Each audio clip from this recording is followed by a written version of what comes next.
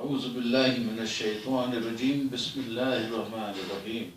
نحمدہ ونصلی علی رسول الکریم انشاءاللہ ماشاءاللہ سبحان اللہ۔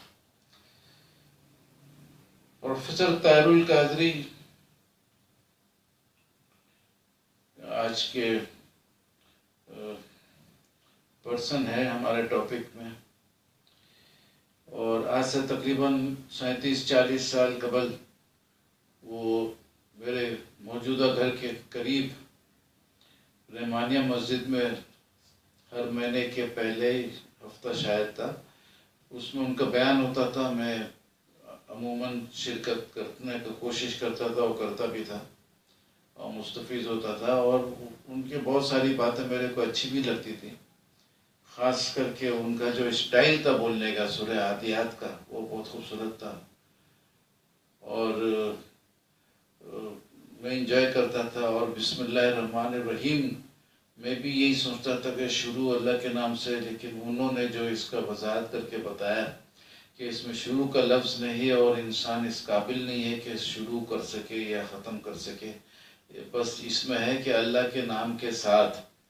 اور جب سے میں بہت لوگوں کو بتایا اور وہ لوگ بھی مطمئن ہوئے کہ بات صحیح ہو رہا ہے، تو اس میں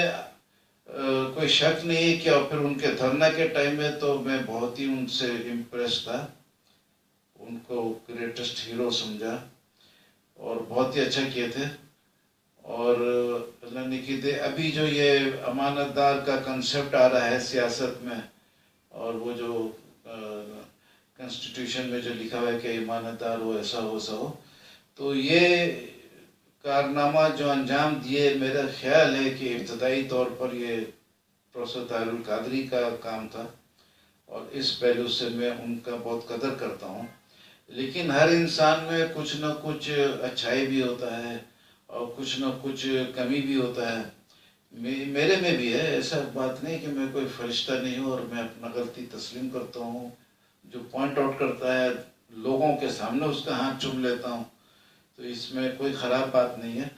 بلکہ اس میں عزت ہوتا ہے۔ پہلی چوم لو ہاتھ تو عزت ہوتا ہے، زیادہ دن ڈیلے کر کے چومو تو پھر ذرا شرم بھی لگتا ہے۔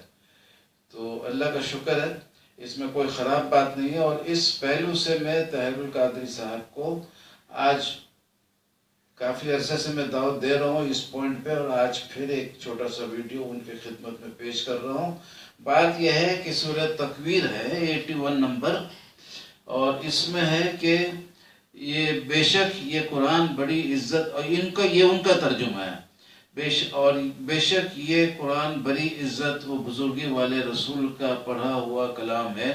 جو دعوت حق تبلیغ، یہ سب بریکٹ میں آ رہا ہے، جو پڑھا ہوا بھی بریکٹ میں، جو دعوت حق، یہ بریکٹ میں جو دعوت حق تبلیغ رسالت اور روحانی استعداد میں بریکٹ ختم ہوا، قوت و ہمت والے ہیں، مالک عرش کے حضور بڑی قدرت اور منزلت والے ہیں۔ تو ادھر میں یہ مراد یہ لیے ہیں۔ اچھا، پھر اس کے بعد بریکٹ میں لکھ دیا 21 نمبر آیت، اس میں لکھتے ہیں تمام جہانوں کے لیے، یہ بریکٹ میں، حالانکہ یہ بالکل غلط ہے، واجب الاطاعت ہے، کیونکہ ان کی اطاعت ہی اللہ کی اطاعت ہے، امانت دار ہیں، وہی زمین اور آسمان کے سب الوہی رازوں کے حامل ہیں، یہ بھی بریکٹ میں ہے۔ لیکن پوائنٹ میرا یہ ہے، یہ جو یہ لکھ دیا نا کہ تمام جہانوں کے لیے، تو یہ بریکٹ میں اس لیے یہ لکھ دیا کہ یہ رسول کریم صلی اللہ علیہ وسلم مراد لے رہے، سب کچھ کر رہے ہیں، وہ صحیح ہے،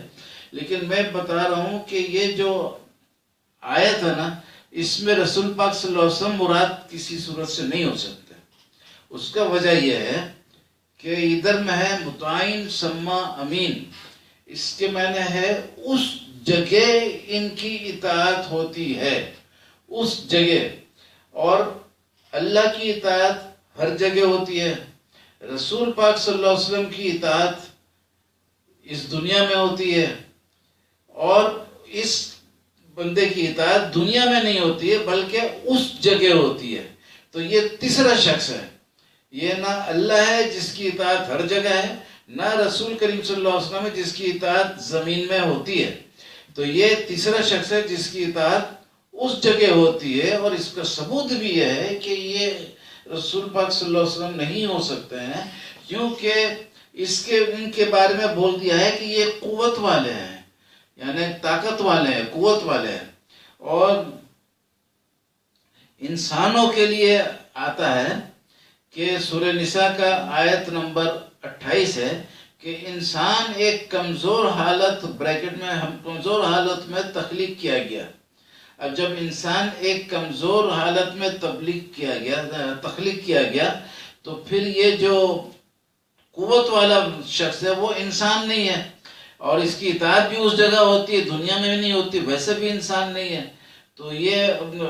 پھر ادھر پہ اللہ کا بھی تصور لے آئے کہ افق المبین میں دیکھا تو ارے بھائی یہ وہی شخص، اسی شخص کو دیکھا جس کی اطاعت اس جگہ ہوتی ہے، تو یہ اس کو خدا بنا دیے. تو یہ بہت ہی مزے کی بات ہے، کیونکہ اس جگہ اگر اللہ کو دیکھ لیا کلیئر ہے، اگر اللہ کو دیکھ لیا کلیئر ہے تو پھر بہت ساری آیتوں میں تضاد ہو جائے گا. کیونکہ موسیٰ علیہ السلام نے دیکھنے مانگا تو اللہ نے بولا تم میں یہ پاور نہیں ہے، اگر پہاڑ جگہ میں ٹھہرے تو تم دیکھ سکو گے. اور پھر ہے کہ اللہ کو کوئی دیکھ نہیں سکتا ہے، اللہ سب کو دیکھ سکتا ہے. مرنے کے بعد کا ذکر ہے دیکھنے کا، لیکن اس دنیا میں اللہ تعالیٰ نے فرما دیا کہ کوئی اس کو دیکھ نہیں سکتا ہے، اور وہ سب کو دیکھ سکتا ہے. ویژن اوورٹیکس ناٹ، ہی اوورٹیکس اور ویژنز. تو یہ بات ہے کہ وہ جو قوت والا ہے وہ انسان نہیں ہے، تو اس کو انسان بنا دینا، پھر اس کو رسول پاک صلی اللہ علیہ وسلم سمجھ لینا. بے شک رسول پاک صلی اللہ علیہ وسلم کے بارے میں ہے کہ ان کا آنر کرے، ان کا عزت کرے، ان کے سامنے آواز کو نیچا رکھے، یہ سب باتیں ہیں. لیکن اس آیت میں جو ڈسکرپشن ہے اس کی اطاعت ادھر ہوتی ہے، وہ طاقت والا ہے، اس کی اطاعت ادھر نہیں ہوتی ہے. تو رسول پاک صلی اللہ علیہ وسلم کی اطاعت تو ادھر ہوتی ہے، بلکہ ان کی اطاعت ادھر کرو تو یوں ہے جیسا کہ اللہ کا اطاعت کیا، اطیعوا اللہ اطیعوا الرسول. تو بس اب یہ طاہر قادری صاحب کی خدمت میں یہ پیش کیا ہوں، اور جس محبت سے میں نے پیش کیا اور ان کا تعریف کیا، مجھے کبھی امید ہے کہ وہ بھی اس کو شرم کا بات نہیں سمجھیں گے اور اس کو تسلیم کریں گے، اور اپنے آپ کو روحانی طور پر طاقت والا ثابت کریں گے. وآخر دعوانا ان الحمدللہ رب العالمین.